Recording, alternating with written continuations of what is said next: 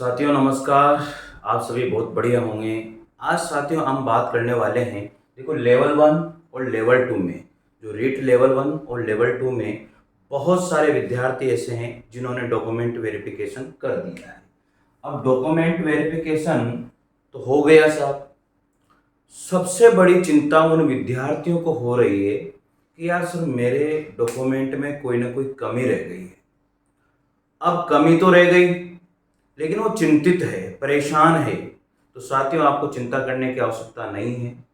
देखो क्या क्या कमियां रह जाती है, उन कमियों को कैसे दूर किया जाता है और आगे की प्रोसेस क्या क्या होती है, आज हम लोग यहाँ पर समझने वाले हैं।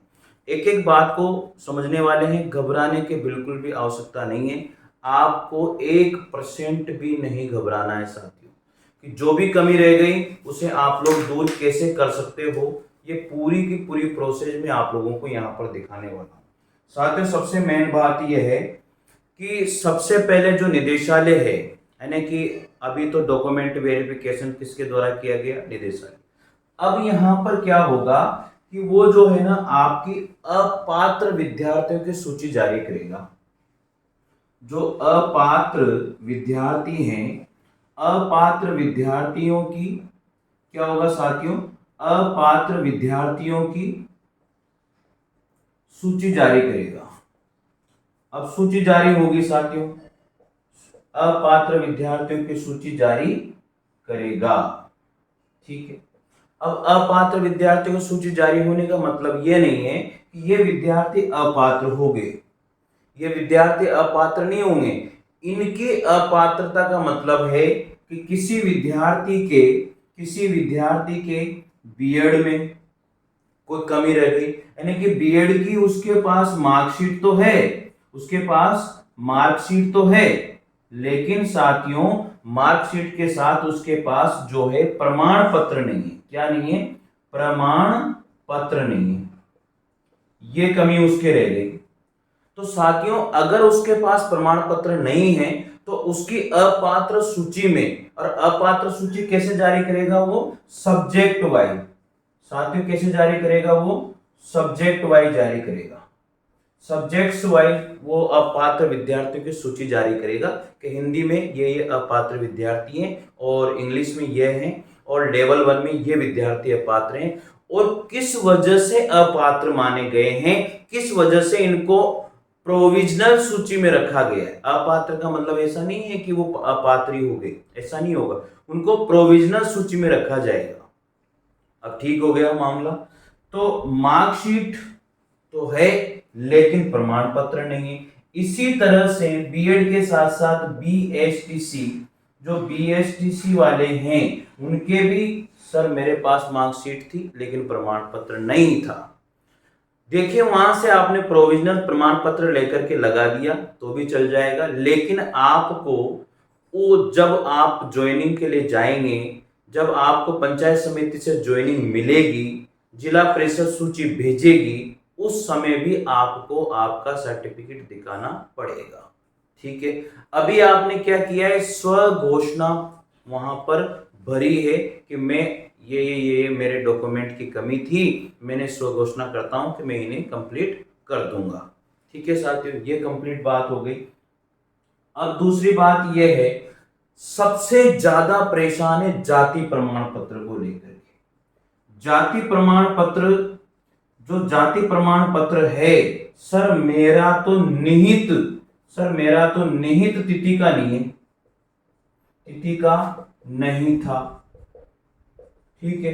ये सबसे ज्यादा परेशानी आ रही है कि सर मेरा जाति प्रमाण पत्र निहित तिथि का नहीं था, अब मैं क्या करूं, मैंने तो स्व घोषणा भर दी, उन्होंने अपात्र घोषित कर दिया, मेरा प्रोविजनल सूची में नाम है कि आप सर्टिफिकेट सही लेकर के आइए। तो आपको 15 दिन का टाइम दिया जाएगा, 15 दिन का टाइम दिया जाएगा। निश्चित रूप से जो जो भी डॉक्यूमेंट आपके कमियां निकाल करके उस प्रोविजनल सूची में डाले जाएंगे तो वहां लिखा होगा आपके बीएड की डिग्री की कमी है, आपके जाति प्रमाण पत्र की कमी है और आपके बीएड की डिग्री के साथ जो है जो प्रमाण पत्र आता है उसकी कमी है।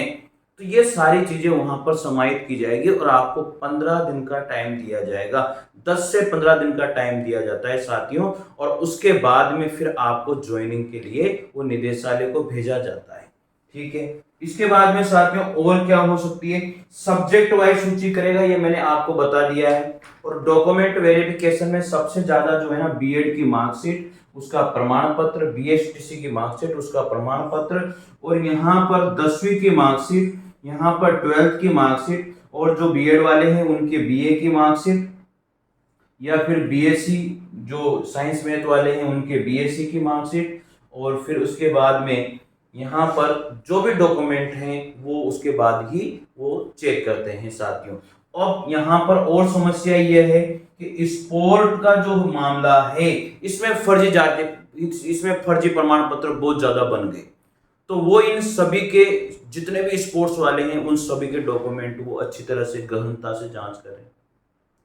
फिर लास्ट में जाके वो जो अपात्र सूची मिलेगी कि उनको टाइम दे दिया, उसके बाद में उन्होंने डॉक्यूमेंट वहां पर सबमिट कर दिया सॉरी, डॉक्यूमेंट सबमिट करने के बाद में फिर सूची जारी होती है। सूची जारी होने के बाद में वहां पर फिर आपको क्या किया जाता है, वो प्रोविजनल सूची से हटा करके आपको मेन सूची में डाल दिया जाता है।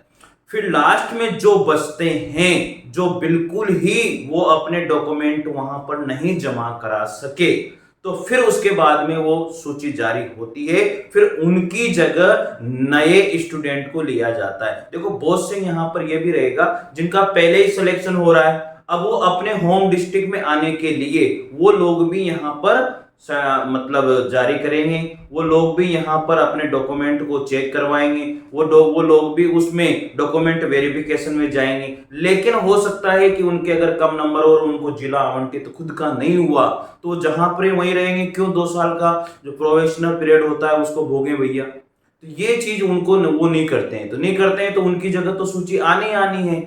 उसके बाद में जिनके भी वेटिंग है, जो भी वेटिंग में हैं, उनको फिर लिया जाता है।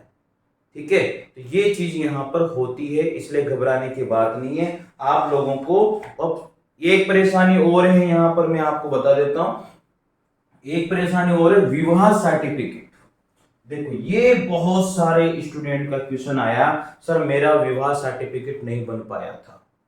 अब यहां पर एक है, विवाह का जो प्रमाण पत्र है, विवाह का प्रमाण पत्र मेरा नहीं था साथियों, तो मैंने स्व घोषणा भर दी है, लेकिन ये आपको देना पड़ेगा, ये आपको देना पड़ेगा। इसलिए अभी आप बनवा लें, इस कमी को पूरा कर लें अगर आपने नहीं बनाया है तो विवाह का जो प्रमाण पत्र है वो आप कंप्लीट कर लीजिए, ये आपको देना ही पड़ेगा। उसके बाद में केवल आपके पास जब सूची निकलेगी 10 से 15 दिन का टाइम होगा और आपको डॉक्यूमेंट वहां पर सबमिट करने ही पड़ेंगे पूरे के पूरे, नहीं तो फिर आप जो है अभी तो प्रोविजनल में हो, फिर बिल्कुल अपात्र सूची में जारी कर दिया जाएगा, आपकी जगह दूसरे बंदे को स्थान दे दिया जाएगा। इसलिए आप परेशान न हो और आप आसानी से प्रमाण पत्र बनाएं, नहीं तो फिर दिक्कत आएगी।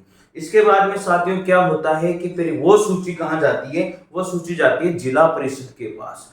फिर जिला परिषद भी क्या करती है, उन स्टूडेंट के सारे डॉक्यूमेंट देखती है और फिर उस सूची को भेजा जाता है कहां पर, पंचायत समिति के पास। और पंचायत समिति वहां से फिर नियुक्ति के आदेश जो जिला परिषद ने दिए हैं फिर वो उनको सबमिट करती है।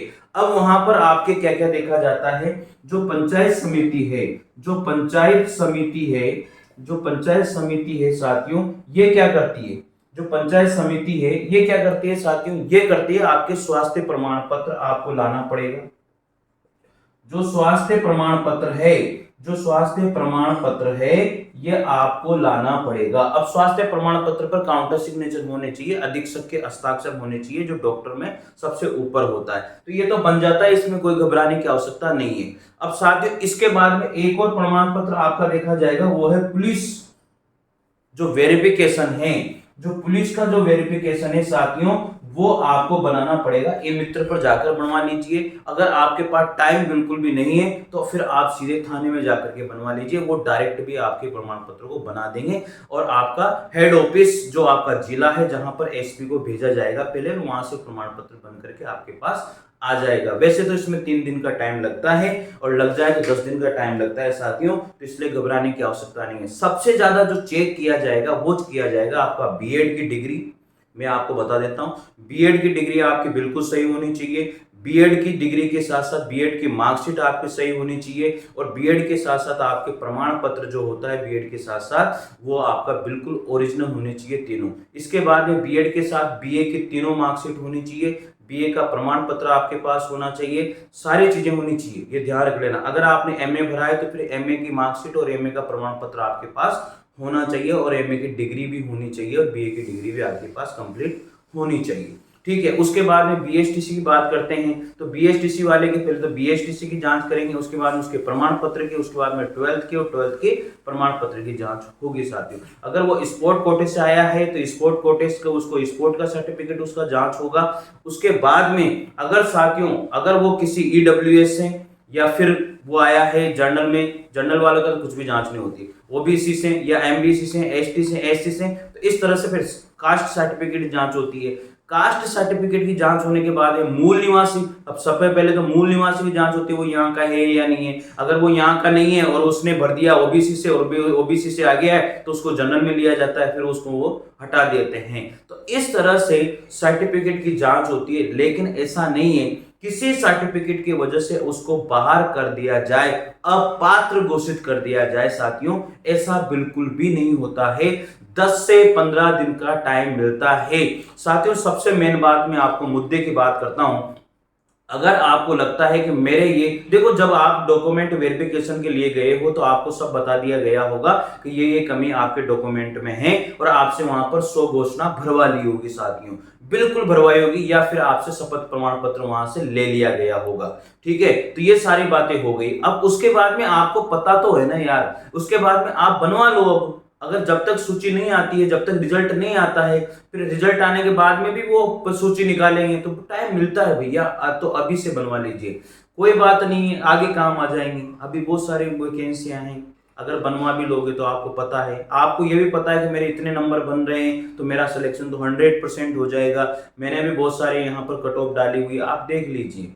तो जिनके भी स्टूडेंट के 5 से 6 नंबर ऊपर हैं, 100% उनको डॉक्यूमेंट बनवा लेने चाहिए। और मैं तो ये कहता हूं कि 1-2 नंबर भी ऊपर है तो भी बनवा लो भैया, क्योंकि भरोसा नहीं है बिल्कुल भी। क्योंकि वहां पर क्या होने वाला है, बहुत सारे स्टूडेंट ऐसे हैं, बहुत सारे स्टूडेंट ऐसे हैं जिन स्टूडेंट ने जिले में आने की वजह से जो पहले लगे हुए थे उन्होंने भी फॉर्म डाला है। एक बार बताओ, 2nd ग्रेड का बंदा है, उसने 3rd ग्रेड में डॉक्यूमेंट वेरिफिकेशन करा दिया तो गलत है ना, वो तो जाएगा ही नहीं उसमें। 1st ग्रेड में सिलेक्शन हो रहा है, उसमें डॉक्यूमेंट वेरिफिकेशन करा दिया, यार क्या होगा क्या नहीं होगा, करा देते हैं सब में, तो ये गलत हो जाता है। तो इसलिए ऐसे स्टूडेंट जो नहीं जाएंगे और आपकी वेटिंग लिस्ट जारी होगी तो आप निश्चित रूप से घबराए नहीं और अपने डॉक्यूमेंट को कंप्लीट कर लें। ठीक है ना, तो ये मेरी थोड़ी सी बातें थी जो मैंने बताई है साथियों। और यार जरूर जरूर अगर आपको अच्छा लगा है तो जरूर चैनल को सब्सक्राइब कीजिए, लाइक कीजिए और शेयर कीजिए साथियों। मेरे हिसाब से आपको सारी चीजें बहुत अच्छी लगी होगी, आपको थोड़ा सा हौसला अफजाई हुआ होगा, उत्साहित और प्रोत्साहित हुए होंगे साथियों। तो मिलते हैं अगली इंफॉर्मेशन के साथ, तब तक के लिए जय हिंद जय भारत, थैंक यू।